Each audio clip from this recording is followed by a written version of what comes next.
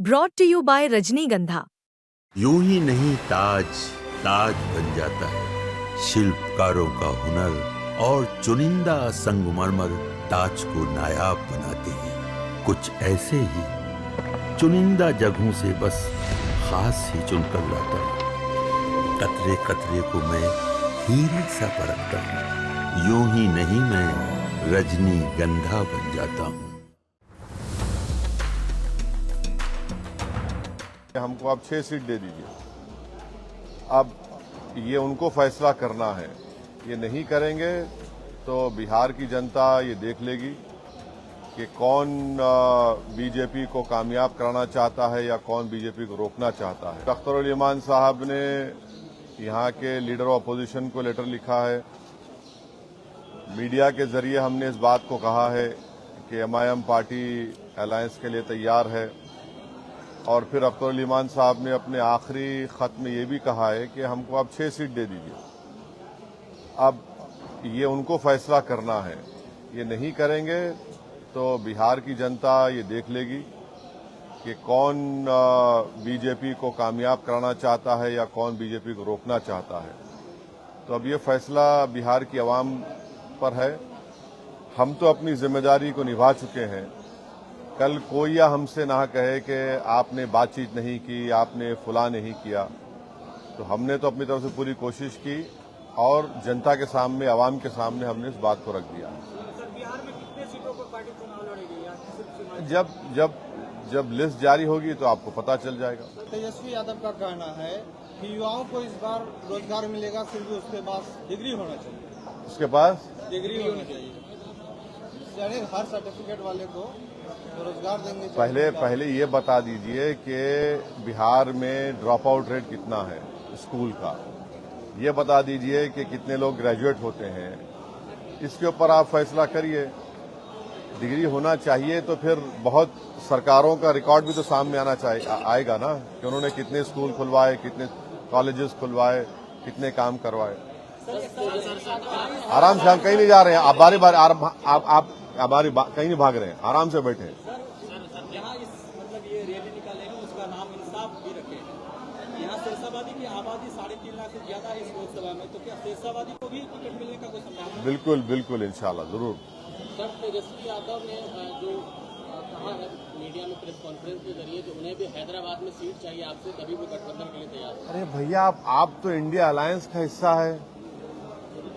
कांग्रेस आपके साथ है। कांग्रेस की सरकार तेलंगाना में, आप आ जाइए ना, आके उनसे सीट ले लीजिए और यादव वोट लेकर जाइए। हमको कोई तकलीफ नहीं है। आप बिल्कुल आइए। कांग्रेस सीडब्ल्यूसी की आज बैठक कर रही है, अपना ताकत प्रदर्शन कर रही है। हाँ, आरजेडी को दिखा रहा है अपना ताकत। आज बैठक हो रहा है पटना में। हम अपनी ताकत दिखाने के लिए आज न्याय यात्रा शुरू कर रहे हैं, तो उनका उनसे पूछिए। महागठबंधन में शामिल होने के लिए, हाँ, महागठबंधन में शामिल होने के लिए केवल राजद का दरवाजा क्यों? और भी तो पार्टियां हैं महागठबंधन। नहीं, लीड तो वही कर रहे हैं ना। राजद ही तो लीड कर रही है, उनके साथ दूसरे पार्टियां हैं। नारा 4 के बदले 40, इसको देखिए राजद को चेतावनी तो नहीं है। अब देखिए, एक बात सुनिए। अगर आप एक बीज बोते हैं और उस बीज को जमीन में ताकतवर बनाने के लिए पूरे लोग अपना खून पसीना बहाते हैं, और जब फसल निकल कर आती है तो आप फसल को लेकर चले जाते हैं, भाग जाते हैं। आपको तकलीफ होगी, नहीं होगी? तो हम अभी भी बीज बो चुके हैं और फसल अब के बार जब निकलेगी वो यहाँ की जनता के पास ही होगी। कोई लेकर नहीं भागेगा। आरके सिंह भी उसी राह पर चल रहे हैं। क्या? प्रशांत किशोर के बाद आरके सिंह भी अभी पूर्व केंद्रीय मंत्री हैं, वो आरोप लगा रहे हैं ये जदयू पर, अशोक चौधरी पर, जो 200 करोड़ कहां से आया। तो कहीं ना कहीं सर ये गठबंधन का असर नहीं पड़ा है। गठबंधन के खिलाफ ही आप नहीं, अगर आरोप लगाए तो उनको बताना चाहिए। सर, 2020 के चुनाव में एमआईएम अपने बदौलत 5 विधानसभा की सीट जीतने में कामयाब हुई। क्या 2025 में एमआईएम इतनी कमजोर हो गई कि बार बार राजद के ऑफिस में, कभी उनके घर के पास ढोल बजाते हुए आपके प्रदेश अध्यक्ष पहुंचते हैं? ऐसा है ना, देखिए, आप लोगों को हर चीज आपको ब्लैक एंड व्हाइट नजर आती है, तो सियासत ब्लैक एंड व्हाइट नहीं होता है। सर मजलिस पार्टी की और किस पार्टी से गठबंधन की बात करेंगे? वो अख्तर भाई बताएंगे आने वाले सर दिनों में। कांग्रेस के पूर्व अध्यक्ष हैं अखिलेश जी, वो आप पर बार बार कौन? कांग्रेस के पूर्व अध्यक्ष हैं बिहार के, वो बार बार आपको मोमिनल नेता बता रहे हैं। हाँ। और गठबंधन से सीधे तौर पर इनकार कर रहे हैं। उनको उनसे पूछिए कि 2008 में जब न्यूक्लियर डील हो रही थी, पार्लियामेंट में नो कॉन्फिडेंस मोशन जब लाया गया था, तो किसने खड़े होकर उस मनमोहन सिंह की सरकार को साथ दिया था? सर 4 के बदले 24 लाएंगे, लेकिन 6 सीट का मांग करते हैं। ऐसा तो नहीं कि जो सीट आपका चले गया वही रिकवरी करने के फेरे में है। अब हम तो अपनी बात को रखे हैं। हम ये कह रहे हैं कि अगर हम 24 पे चले जाएंगे या उससे बढ़ के भी चले जाएंगे तो फिर आप बाद में हमको मत बोलिए। ये मैंने आपसे उनसे कह रहे हैं, अब उनको सोचना चाहिए। सर क्या चौथे राउंड की गठबंधन करने जा रहे हैं? हाँ, चौथे राउंड की गठबंधन करने जा रहे हैं? चौथा स्तंभ की गठबंधन करेंगे? Third front. हाँ, चौथा क्या करने आ बजा, देखेंगे क्या होता, अभी बताएंगे आपको, टाइम है उसका। तेज प्रताप यादव बार बार इच्छा जाहिर कर रहे हैं सर, हाँ, ये एमआईएम से गठबंधन करना चाह रहे तेज प्रताप यादव। अरे अल्लाह उनको अच्छा रखे, खुश रखे, सेहत दे उनको। सर विपक्ष का आरोप है जब 5 साल के बाद ही आपको याद आती है सीमांचल दौरा करने का। पहले सीमांचल कोई बोलता नहीं था, हम ही तो बोले तो उनकी जबान में आ गया पूरा बात। ये पहले तो बोलता नहीं था सीमांचल, और पार्लियामेंट के अंदर पार्लियामेंट के बाहर हम ही तो बोल रहे हैं सीमांचल के बारे में। ये लोग कहाँ बोलते हैं? इनको सिर्फ चुनाव के जमाने में सीमांचल बोलते हैं।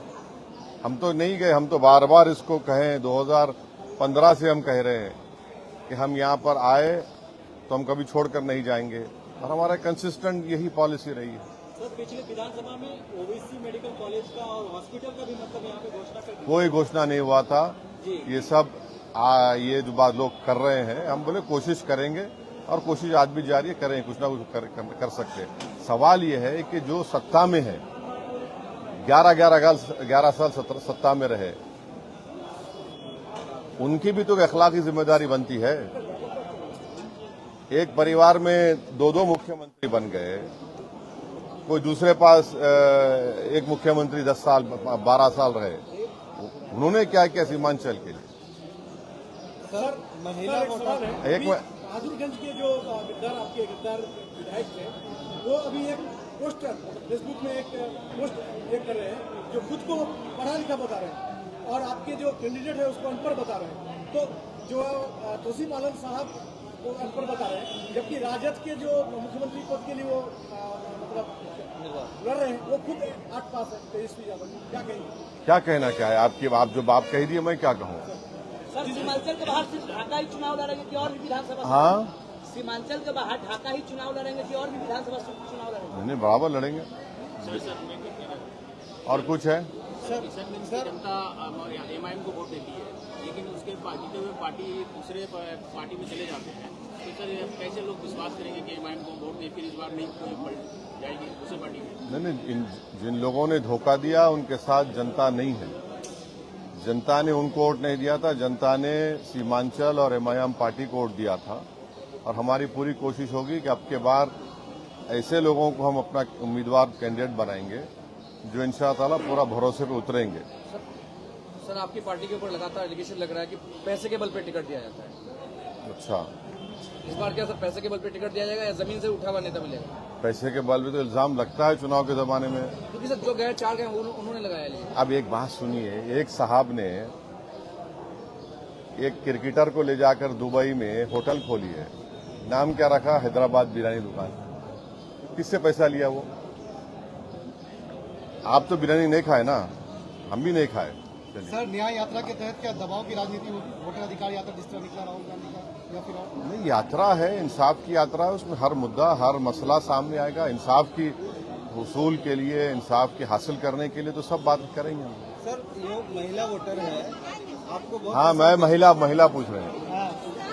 वालेकुम सलाम। सर तीसरा जो मोर्चा बनाएंगे, क्या लगता है कितना असर डालेंगे एनडीए और महागठबंधन पर?